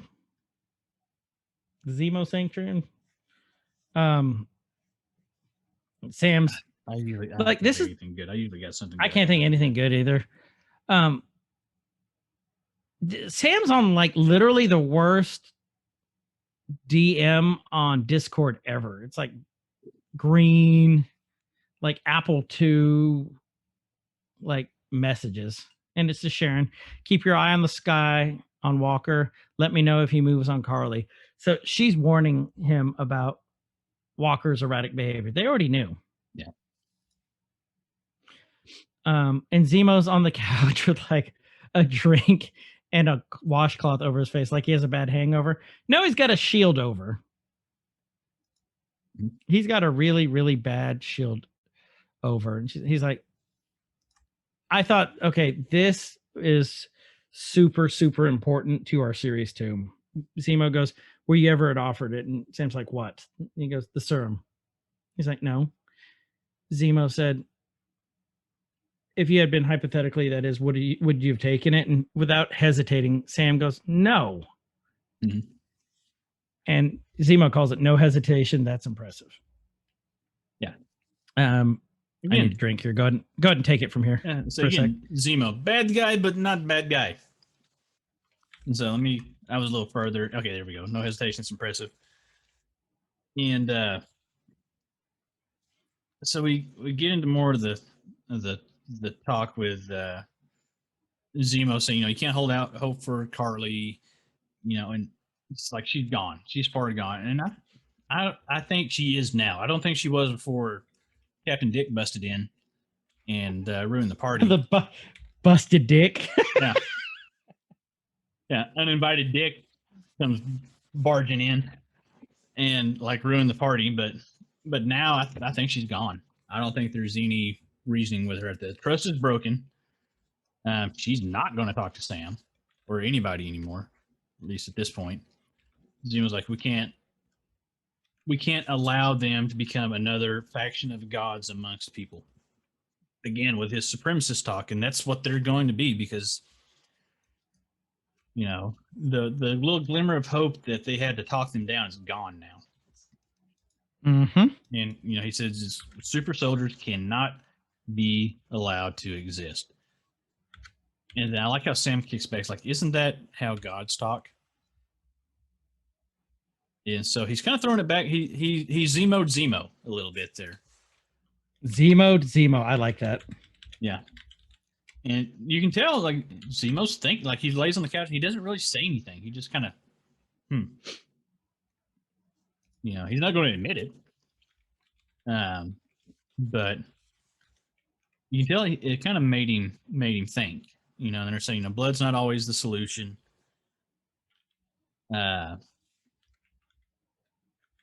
And then Bucky notices Walker's off, right? And he said, I know crazy when I see one because I am crazy, He tells him he shouldn't have gave him the shield. And they go back into the shield discussion again. I didn't give him the shield. I just didn't take the shield. And then Walker busts in. I don't like, but I do like how I say, like, I'm ordering you to turn Zemo over. So that's, him digging his heels in again. And like, I'm in charge. I'm pulling rank here. You guys have to listen to me, even though they're not under his whatever. That's what I thought it was. And Sam really kind of hits that home. He's like, you're not, the only thing you're running here is your mouth. Tells me, like, he had Carly, you overstepped. Said Zemo actually, kind of handy to have around, and we're going to need everybody together. And Walker's not having it. He's like, what do you say? How do you want the rest of this conversation to go? Yes. And he's like, well, should I put down the shield to make it fair? And then he puts down the shield. Like, he's just ready to throw down. And here come the ladies to collect Zemo. Ladies. We're here for your Zemo. Which was great because, so I'm gonna call this. This is probably one of the greatest fight scenes I have seen in a long time. Yeah. It's not, again, I say it all the time. I'm a fan of the non-soup type people. You know, Mhm. they're just badass on their own. And here it is. Like, they're not superpowered. They don't have serum in them or whatever. They're just badasses. I'll be right back, Kyle. Okay. And so Keep going. you kind of catch Walker talking down to him a little bit here.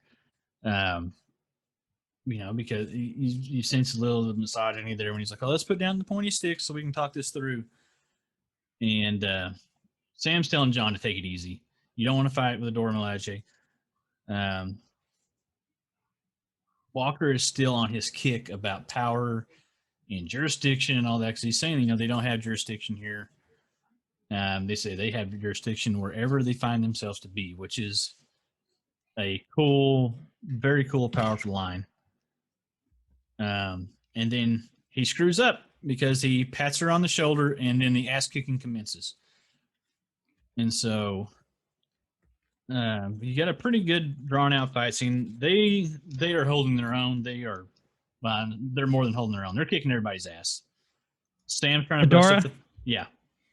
And Sam's trying to bust up the fight, and it's not even a fight. and then we see something really cool here. When she walks up to Bucky, and she does like I thought of was it off of Kill Bill, the touch of death? What was it called? Oh yeah. The five points 5 points of death, or pressure points of death. Yeah, whatever it was. Yeah. It's like he's fighting, and she's like, pop, pop, pop, pop, pop. Oh, now you don't have an arm. And then his arm just pops off, and like just the look on his face. Like, oh. So did you mention how one of them threw her spear and pinned Walker? No, but she did, because that happened. Yeah, and that's why Walker was out of the fight, and why he was just pissed him off even more. Well, like when she just like taps him like the shoulder, chest, blah blah, then his arm falls off. You know, I mean, yeah. Well, I love this part where Walker's on the ground, and you know he can't free himself from the spear. She grabs the spear 2 arms and just frees him, and he's down on the ground just pissed. Yeah. And the one she does the foot stomp to flip the shield up to catch which it. Steve always did. Yeah, that was cool as shit. Effortlessly. Yeah, it was. You got Bucky picking his arm up. Like he's like looking at it. Like, how the hell? Yes. When they're like, did you know that they could do that? And he's like, no. And so then, you know, Battlestar looks at Walker and he's like, are you all right? And you just see this look go over his face. Like, I just got my ass handed to me. I'm losing control. He's losing control of the situation, or what he perceives the control he needs to have over the situation. And it's going through him. Mm-hmm. And then more importantly, the line he says, they weren't even super soldiers. He just realizes he got his ass kicked. He's not Captain America. And this is where the inner turmoil is going to come in for that vial that he took. Mm-hmm. So Zemo escaped through a manhole. Yeah, in the bathroom. Yeah, pulled an El Chapo. We call it a Zemo hole. Yeah. Yeah, like they did call him El Chapo, didn't they? Yeah. Just his little Zemo hole. Mm-hmm. And so they did they kept the scene in Battlestar and New Cap do what anybody does after they go get coffee. Because that's what at a mall. Yeah, I got my ass kicked. Let's go get some coffee. And they start having, you know, more of the discussion about the serum and stuff. What do you say? Well, for he had these women's like, can we have your autograph? And he puts on this smile. He's the persona that the government wants him to be. Yeah. And then he just kind of puts his hand down. He's like, because he's still pissed. And he goes, how long till that gets really annoying? And he's like, you're mad she didn't ask for yours. I think this is showing their broship, their bromance, because they know each other really well. Know each other. I mean, they've served together forever. Right. And they're just good buddies, And I think this is also a catalyst that he's not Captain America. He just got his ass handed to him by non-super soldiers. But they want him to be Captain America. But I think he realizes he won't be Captain America until the playing field is leveled. Right. And they kind of had to establish how close he is with Lamar. Battlestar, yeah. And, he asked Lamar, like Battlestar Lamar, like, if you were offered the serum, would you take it? And so he's like, without hesitation, like, oh yeah, I'd take that shit. It's a total flip from what Sam said. Yep. And it just shows they're two different ideals. Mm-hmm. And you're seeing the opposite of Sam and Bucky. Right. And he goes, power just makes a person. I thought this is important too, what Lamar said. Yes. Power just makes a person more of themselves than who they originally are, basically. Yeah. So it's not that you become a different person. It just brings out who you actually are. Mm-hmm. And John's just kind of, he's not there. If you look at his eyes, you know what I mean? He's listening, but he's not. No. And he brings up, like, well, me, he's like, you've won 3 medals of honor. Like, you consistently make the right decisions in battle. He's the worst Jiminy Cricket ever. But he's like, the things that we saw we had to do for me to get those 3 medals of recognition. I think is how he worded them.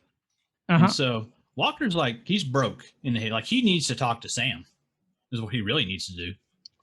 But he never will. But he never will. But he needs some of Sam's counseling because he's seen some shit, obviously. And it's affected him very negatively. Mm-hmm. He can't separate things like he needs to. So that whole line about enhancing who you really are once you have power. That's really because he's got the serum in his pocket. We know how he is. We know how he's going to be on a greater scale. But he does have, like, I think in his mind, he still has the right intentions because he says, the things that we had to do in Afghanistan to get those medals. So being Cap is my first chance to do something that actually feels right. And so he feels like his mission's noble. He feels like the cause is noble for what he's doing. And then just to drive it home, Battlestar was like, man, imagine how many lives we could have saved that day if we would have had the serum. Like, oh, there you go. You're going to go in the back alley and shoot up now. I also think this is a direct comparison to Carly. Yeah. They both believe in their hearts what they're doing is the right thing. Yep. I'm going to shoot up the super serum in the back alley. Mm-hmm. Next thing you know, we see Sarah out on the dock and you hear Carly said, hello, is this Sarah? She's like, yeah, who's this? It's like, my name's Carly Morgenthau. And Sarah just kind of freezes up. She's like, I seen you on the news. You're the leader of those terrorists. And Carly's like, we're revolutionaries, just depending whose side you're on.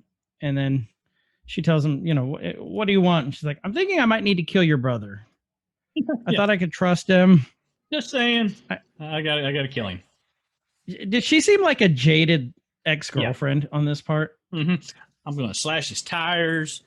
I'm like, it just so our female listeners don't feel ostracized. I shouldn't have said female girlfriend or like ex, like just ex in general, crazy ex. Because I know some dudes that have done some crazy shit once they got dumped. Mm-hmm. Like from our perspective, we're going with crazy ex-girlfriend, but that's what we know. Because that's what it is. Yeah. Because that's all we know. Sam's gonna like suit up and his wings are gonna pop out and like spray paint across the back. It's gonna be like whore.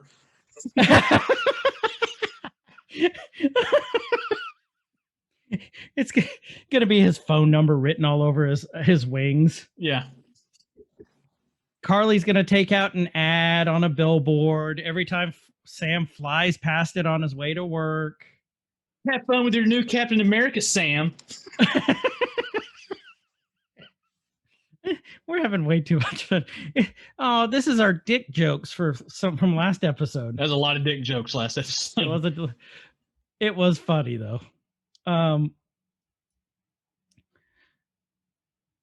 And then what I thought was really interesting, what Sarah said, my world doesn't matter to America, so why should I care about its mascot?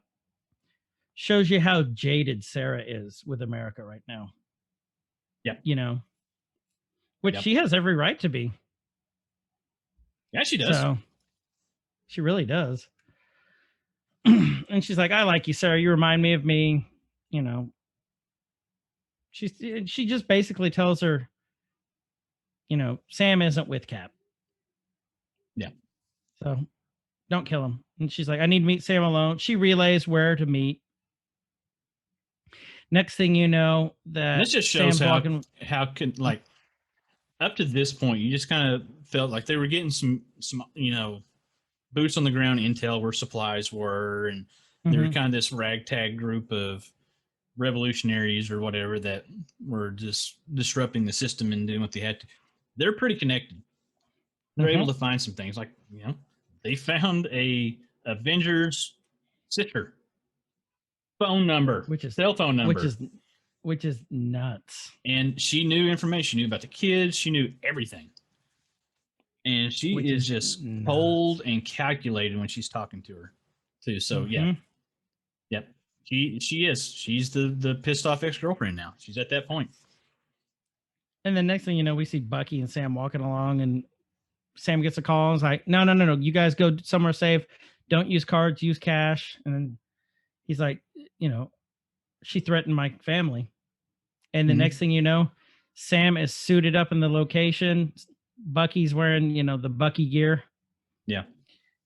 And Sam's just pissed. He's like, you called my sister. That's how we're going to play this. And she's like, I would never hurt her. I just wanted to understand you better. Yeah.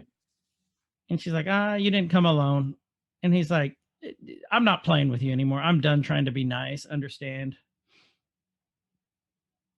And, you know, they're just basically talking back and forth, like how Carly's right. And basically everything that they talked about, any progress they would have made when they were talking, is gone now. I think that's what the whole point of this scene is, because of Walker. Yeah. So he looks over at Buckley. Hey, Luann's gonna come in. I like how she pointed out to Sam. She's like, "You're not hiding behind a shield. If I were to kill you, it would be meaningless."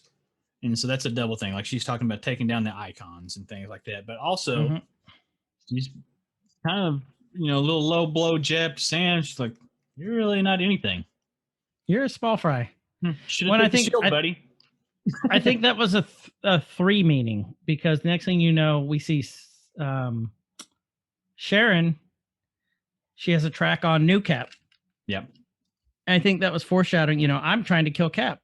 And she's like, hey, New Cap is moving, and it looks like he's found him, or maybe they found him. And Sam just finally figures out what happens. And so Bucky goes to move and jumps off, and Carly, when did she put the damn mask on?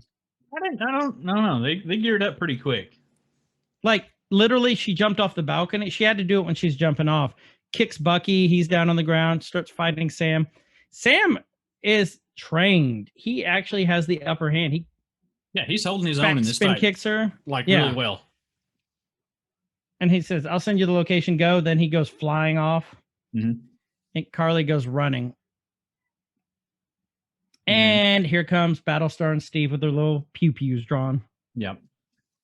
Which that still kind of sits with me, but them using the guns. But, you know, whatever. You see, you know, Steve or Battlestar, like, kind of takes off. You hear some gunshots. And then, not Steve, Walker runs up, sees the gun laying on the ground, sees that Battlestar is not there. You see it run through him, and he just busts through the door. And you start seeing these little flashes of... He's a little bit, got a little bit more oomph to him than he used to. I think he's already shot up at this point. I don't think he has yet. Don't think he has? No. I think right now, or you think he will? I think he will. Okay. I think at this point, right now, you know, I'll take that. Like you said, you know, he busts through. He's Olympic level already. as it is. Got great reflexes and stuff, and he busts through, and I don't think that he did anything. Next thing you know, Lamar's down, and he gets knocked the fuck out. What was it, Friday? You got knocked the fuck out. That's what happened. And then, someone was going to be pissed. Someone marked with crayon all over this window that John was looking for Lamar, because he doesn't know where he is at this point. And he's looking around, and all of a sudden a knife goes right by his throat. And I think that's Steve Aoki is fighting him. And Walker throws that shield, and it embeds into the wall. And see, that's what made me think he may have shot, because we don't see, one thing we don't see is how long this serum takes to kick in, right? Right. I'm starting to think that he may have still, because, with Steve, it was like a process and had to go through everything, but they're just carrying around these little vials. They don't have great facilities anywhere. I think they're able to shoot up with it, just bam, hit them with it and go. Almost immediately. Because, actually, I think you're right, because he wouldn't have been able to throw that through the wall. Well, and I think he does something else here in a little bit that gave me that vibe. He did. Too. He did. I'm at the part where I think it is, but if you look though, also after he throws the shield into the, like, it embeds halfway into the wall, and he pulls it out effortlessly. Super easy. He couldn't pull super easy. He couldn't pull the spear out. But now he's doing this. Did you see he was tweaking the way he was kind of just... Yeah, he was geared out a little bit there. And so, that, and then we see Carly run, and we see Sam doing his fly around, like tracking her down thing. But then you see, I guess that is Aoki that he kicks through the door. Nah, that's Dovich. Or is that Barry? No, that's not Barry, because this guy has long hair. I think it's Steve Aoki. Yeah, he kicks the shit out of him. Like, I don't care. Like, we talked about him being like Olympian level strength and all that. This is beyond that. How far he kicked him. I think you're right. And I think he already shot. Sees it. Mm-hmm. And he bends the pipe, around his hand and stuff, because the guy was holding the pipe, and Sam's just standing there in disbelief, and says, "What did you do?" That's what made me think he already shot up. And all he says, like, "We got to go get Lamar." I'm positive you're right, because after seeing that, I just put 2 and 2 together after you pointed that out. And I think Lamar convinced him to take it too. Do you think Lamar knew he took it? No. I don't think Lamar knew he had it. I don't think he would have told anybody he had it. I don't think he even would have told Lamar. So Lamar finally wakes up. He gets a little knife, and he's starting to cut his little restraints. I keep saying little, like he's been his wee little restraints. Yeah. His little restraints. Cute little restraints you got on. Cute little restraints. Bucky's, jumping up the stairs, and then here comes one of the flag smashers, and it looks like the flag smasher has the upper hand, but then Bucky's training comes into play. Yeah. And I'm pretty sure this is Barry. Bucky kicks him through a brick wall, and he just tells him, "Stay there." Mm-hmm. Sit down, little man. Sit down, little man. You see Walker and Sam running up, and then Walker throws the shield with precision. Sam hits him with the wing. Bucky's catching 9. Oh, the wing clothesline. Yeah. Yeah, that was awesome. And another thing that really drives it home that he took, I think he took the serum here, is Walker's holding his own. He wasn't before when they were fighting. He was getting his ass kicked on the trucks. Yep. Yeah, he is 100% holding his own here. And then he hits it back. Bucky catches the knife. And then... No, this is Steve Aoki. They got so many long-haired flag smashers. I know. And then Sam exhausts the flag smasher he's fighting. Yeah. Which was pretty cool, because we've never seen his pack used in that way. Yeah, that's really Red Wing. He kind of farts on him. He does fart on him. And it is a fun fight scene. It really is. And then Carly joins the fray. Yep, she goes to stab him, and Lamar gets in the way. Saves Walker, which was a mistake. Mm-hmm. Hits him, and then he gets up. They go to the ground, and then Carly punches him full force, and he goes flying into a pillar, and his neck just goes limp. She broke his neck with that punch. Yep. Because she hit him full force and he hit that. You know, like, Broke his neck. There's Barry. Everybody stops fighting. Like Walker's looking over, he's like, trying to wake him up. You know he's dead.